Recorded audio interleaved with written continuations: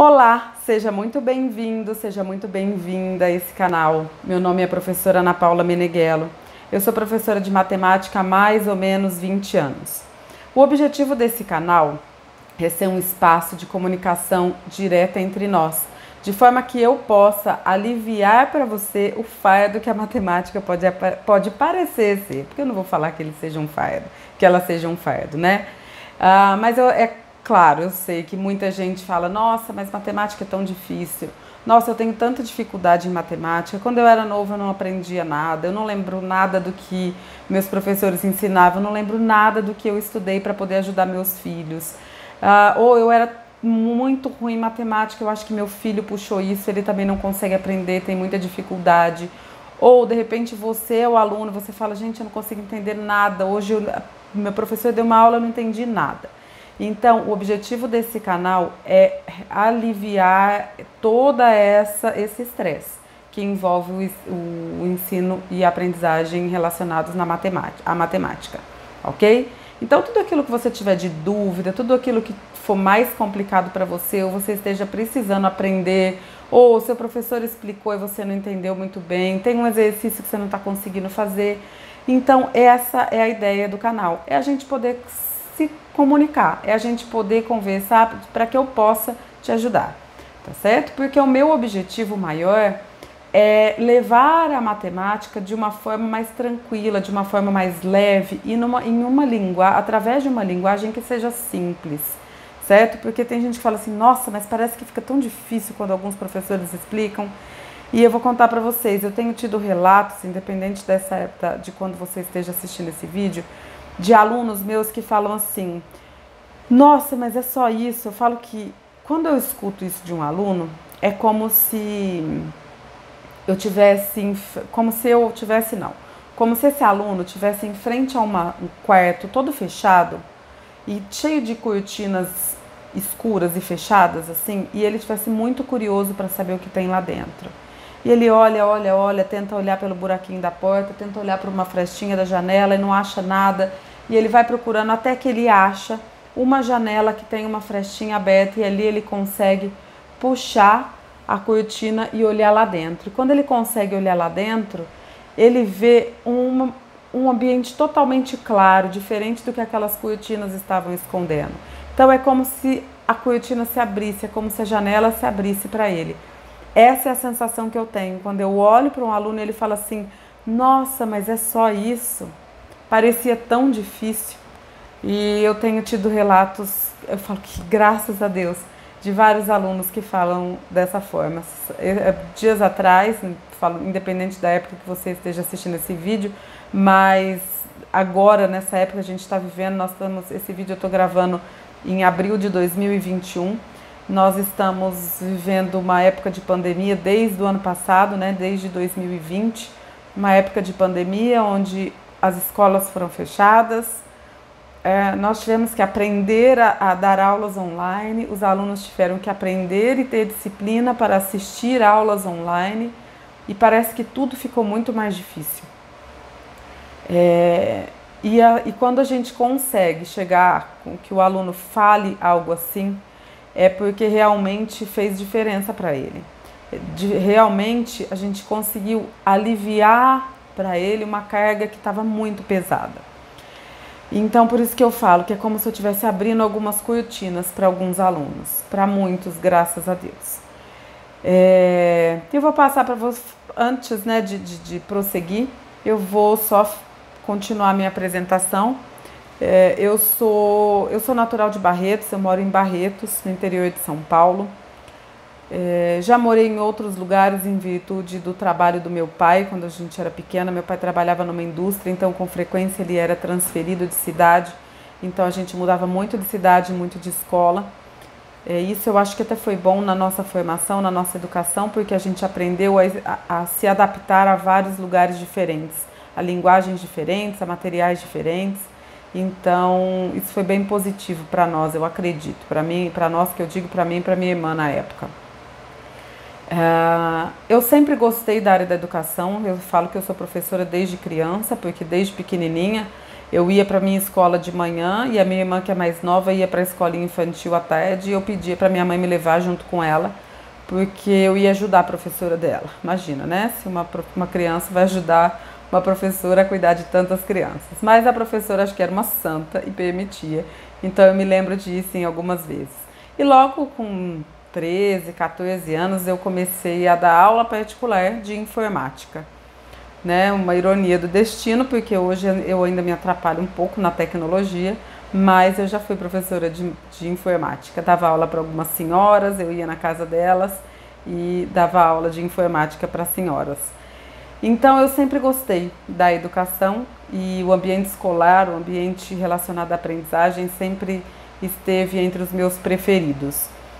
E quando eu fui fazer graduação, eu queria fazer matemática, mas acabei indo para engenharia, fiz engenharia civil, mas com foco depois em trabalhar na educação. Por isso, passei na prova do mestrado, fui fazer mestrado para que eu pudesse dar aula.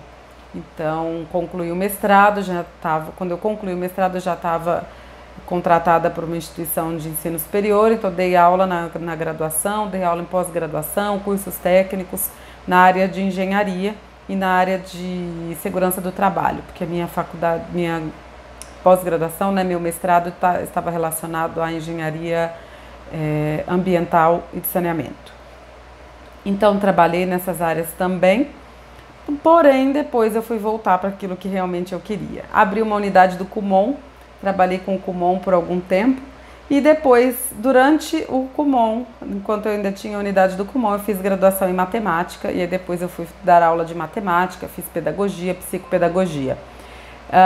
Então, a educação sempre esteve presente na minha vida e era isso que eu desejava realmente, era isso que eu sabia que eu queria fazer quando eu crescesse.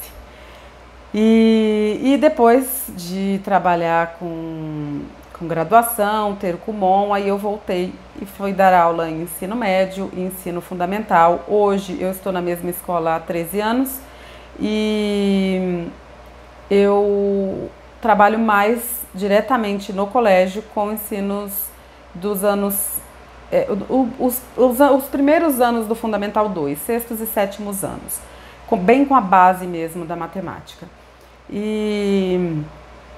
Porém, como eu faço atendimentos individualizados, eu tenho alunos de todas as idades. Eu tenho alunos de Fundamental 1, eu tenho alunos de 8º, 9º ano e alunos de ensino médio. Então, eu trabalho com a matemática em todos os segmentos. Então, essa é a minha formação. E para quem acha que professor de matemática sempre foi bom em matemática, professor de matemática sempre teve notas ótimas em matemática, eu vou falar para vocês que não é assim que funciona. Então, vou contar para vocês mais uma historinha sobre a minha trajetória com a matemática. Numa das mudanças nossas de cidade, eu estava na sexta série, Na sexta série nós voltamos para Barretos. Quando eu estava na segunda série, a gente estudava em Barretos, meu pai foi transferido para Niterói, para o Rio de Janeiro, e ele optou por morar em Niterói. Então, a fábrica que ele trabalhava tinha uma unidade no Rio, e ele optou por ser uma cidade um pouco mais tranquila, que a família ficasse morando em Niterói e ele viajava diariamente para trabalhar. E eu fui estudar numa escola particular, pequena inicialmente, uma escola que só tinha até a antiga quarta série, né, que hoje é só o Fundamental 1. E logo que eu concluí, fui para uma escola maior e ali eu comecei a ter dificuldades em matemática. Fiz muita aula particular. Depois, na sexta série, voltamos para Barretos e aí eu fui estudar no SESI. No SESI, como eu acho que lá a minha base foi muito boa, eu estava achando muito tranquilo a matemática, então eu estava indo muito bem. Até que uma professora me viu cumprimentando no auge de uma bronca, ela estava dando uma bronca na sala e estava passando uma pessoa do lado de fora, eu cumprimentei com um sorriso e ela achou que eu estava rindo dela e deu uma bronca triplicada na turma e deu prova surpresa no dia seguinte. Falou que ia ter prova daquela matéria, que ela não ia mais explicar e que, por minha culpa, todo mundo ia fazer prova no dia seguinte. Então, aí eu já tive um trauma com a matemática. Mesmo porque no dia seguinte tinha prova de geografia e eu não era nada boa em geografia, resolvi fazer cola, tentei colar, deu tudo errado, porque eu era péssima de cola. E a professora de geografia me pegou colando e me marcou prova oral para o outro dia, na outra sala, na frente de todo mundo, um mico geral, uma coisa. Sexta série. Antiga sexta série, hoje sétimo ano. Muito bem. Quando chegou no ensino médio, né? Eu lá no primeiro ano do ensino médio, até então o único trauma tinha sido esse. Me envolvi com uma turma, galerinha meio do fundão assim, e acabei ficando de recuperação final. Fiquei de recuperação final em 3 matérias: matemática, português e física. Português e física eu precisava tirar 6, uma eu precisava tirar 6, outra eu precisava tirar 7. Já eram notas altas para um exame, né, para uma recuperação final, porque é matéria do ano inteiro. Então, fiz e passei. Maravilha. Matemática eu precisava da nota mínima, 4,5. Nota mínima, né? Tranquilo, sossegado. Meu pai era amigo do professor de matemática na época. Meu pai fez uma coisa que eu não sei se algum pai faria hoje em dia, mas o que meu pai fazia? Ele ligou para o professor, pediu para ele preparar uma prova simulada para mim.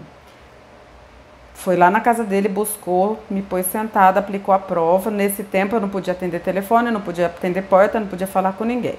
Pegava a prova, levava para o professor corrigir. Tava ruim, ele mandava outra. Levava lá, tava ruim, ele mandava outra. E assim foram algumas. Resultado, fiz a prova e fui mal. Não passei. Não alcancei a nota mínima, 4,5. Muito bem. Na minha escola, nessa época, tinha algo que eu acho que nem existe mais, chamado segunda época. Segunda época é a tragédia, né? É o exame do exame. Para quem não conseguiu passar no exame, tem outro exame, entende? Era essa que eu fiquei. E na época, tinha um casamento em Niterói, de uma filha de um casal de amigos dos meus pais, exatamente na semana da prova. O que meu pai fez? Me deixou. Foram e me deixaram na casa da minha avó. A minha madrinha de batismo é professora de matemática. Então, todo dia eu pegava a minha bicicleta, saía da minha avó, ia para casa da minha madrinha, estudava. Voltava, no outro dia de novo, e assim outra vez. E eu fiz, gente, tanto exercício, que eu acho que eu fiz uns 2 livros inteiros. Quem é mais velho, quem é mais novo não vai saber, mas pesquisa que vai procurar. Tem uma coleção de livros chamada Fundamentos da Matemática Elementar. A coleção, o livro da coleção que trata sobre logaritmo e exponencial, que era um dos conteúdos da prova, esse eu acho que eu fiz inteiro. A prova tinha 3 assuntos: logaritmo, exponencial e expressão numérica, né? Expressão numérica é o terror da galera, porque o que eu tenho de aluno fala assim: tia Ana Paula, não consigo resolver expressão, não sei resolver expressão numérica. Pois é, vou aliviar para vocês, vou contar para vocês uma fraqueza. Quando estudei, chegou o dia da prova, fui lá fazer essa prova. Tinha 5 questões à prova, as 4 primeiras de logaritmo exponencial, a última expressão numérica. Eu tirei 8 na prova. Será que vocês adivinham qual eu errei? Exatamente, expressão numérica. A de expressão numérica eu errei, acertei as de logaritmo e a de exponencial, que eu juro pra vocês, gente, o tanto de exercício que eu fiz, eu olhei pro exercício e eu falei, sabia até a resposta que ele dava. Porque os professores tiravam questões dos mesmos livros, né? Então, a minha madrinha, como professora, ela tinha o mesmo livro que o meu professor. Então, eu tinha resolvido aquelas questões já. Então, eu sabia até a resposta, mas a expressão numérica eu errei. Então, gente, contar essa história para vocês é para mostrar que um professor de matemática não necessariamente foi um aluno brilhante em matemática, ok?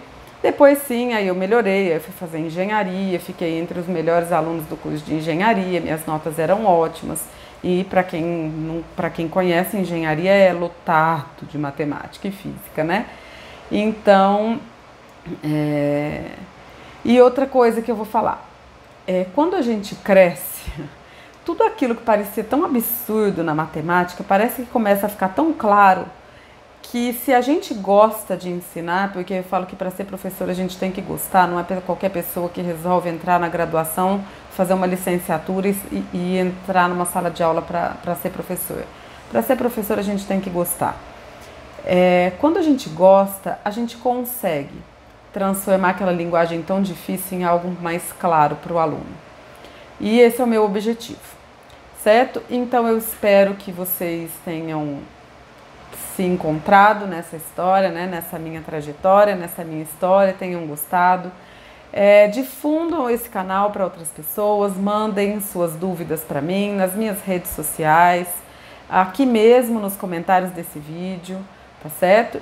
E assim dessa forma eu posso alcançar o meu objetivo, que é facilitar a matemática na sua vida, ok?